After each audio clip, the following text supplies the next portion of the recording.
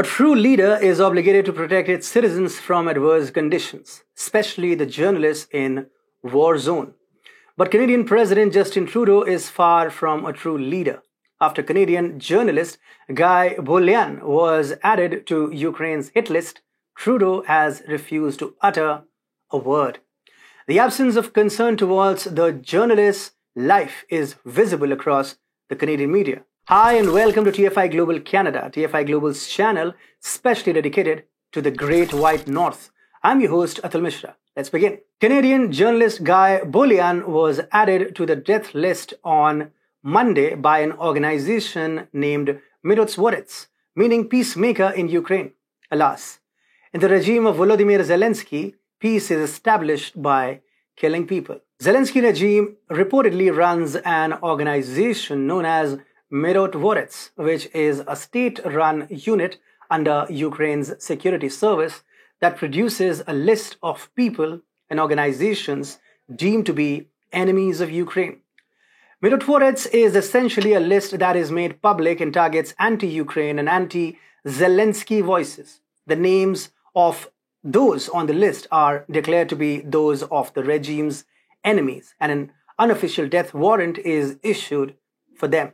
A government-backed organization like Mirotvorets that produces a list of people whom they proclaim anti-Ukrainians should not be a part of a healthy democracy, as it motivates illegal groups to promote violence without the need for legal action. Over 4,000 people, including several journalists, have been added to the blacklist. Journalists like the Italian Andrea Roscelli, the Ukrainian Oles Buzhena, the former Ukrainian lawmaker Oleg Kalashnikov, and the war reporter Daria Dugina were all put on the list and eventually killed. But you would wonder why a journalist from Quebec, 7,000 kilometers away from Ukraine, was added to the death list. Bolian believes that his article on Faina Savinkova, a 14-year-old Lugansk girl, is the reason he made to the list. The 14-year-old girl was put on the list after she highlighted the terror inflicted by the Ukrainian military in eastern Ukraine. She is not the only child whom Ukraine considers a terrorist. There are more than 300 children who have been added as enemies of Ukraine. She is punishable by death under Ukrainian law as an info-terrorist because she is deemed to be a threat to national security. Bolian wrote about her criticism of the sad state of affairs in Ukraine.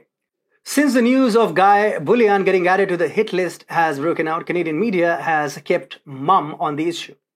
No show of support has been seen in mainstream Canadian media.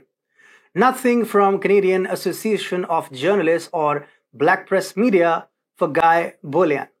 These are the same journalists who always urge their government for protection.